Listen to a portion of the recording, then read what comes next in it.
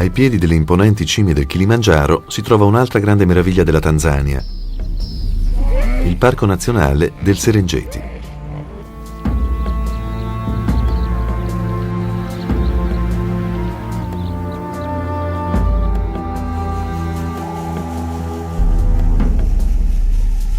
Vasto è un termine troppo riduttivo per descrivere il Serengeti. Le sue dimensioni sono incredibili.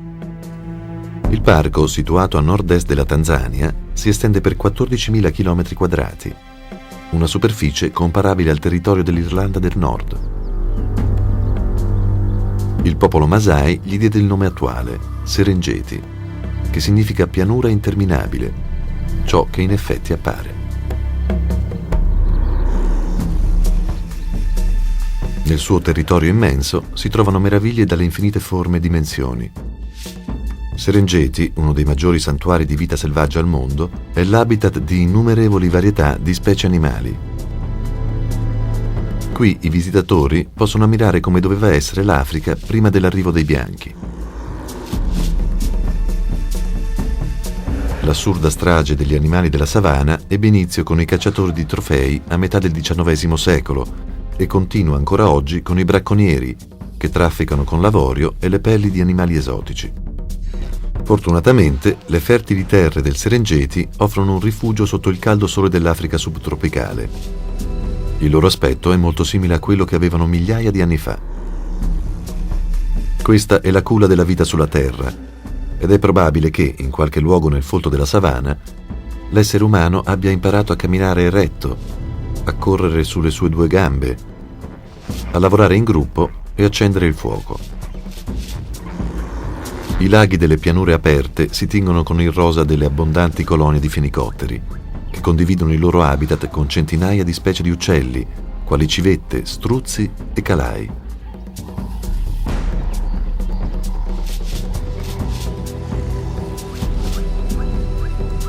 Uno degli animali più facili da localizzare nel Serengeti è la zebra, che si muove in branchi numerosi. Col disegno a righe del suo manto è tra gli animali preferiti dai turisti. Cacciate un tempo per il loro pellame, le zebre sono state per anni in pericolo di estinzione, ma i branchi sopravvissuti si sono ripresi e ora sembra che la popolazione si sia stabilizzata.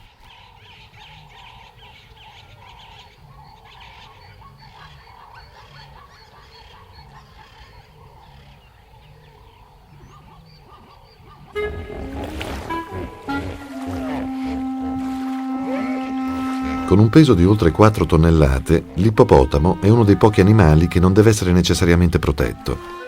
Passa le sue giornate immerso in pozze d'acqua poco profonde e sembra un isolotto coperto di muschio. Solo quando alza la testa, muove le orecchie e spelle l'aria, rivela la sua identità.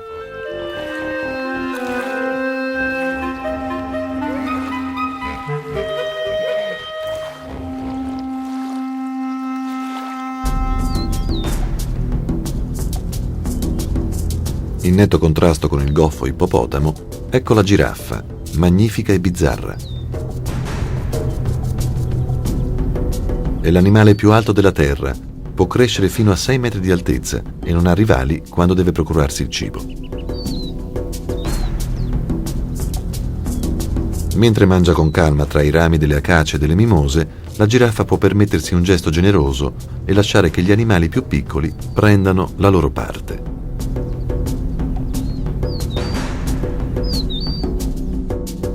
I colori del manto di questo simpatico gigante lo aiutano a confondersi con l'ambiente, preservandolo dagli attacchi dei predatori.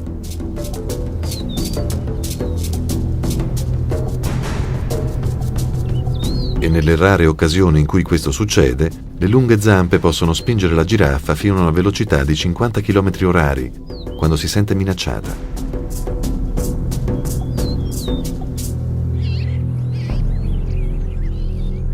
Ma nulla può essere paragonato alla velocità di un ghepardo. Oltre a raggiungere i 100 km/h, il ghepardo è un cacciatore feroce capace di catturare e divorare qualsiasi preda. L'unico suo antagonista in queste pianure è il più grande dei felini, il leone.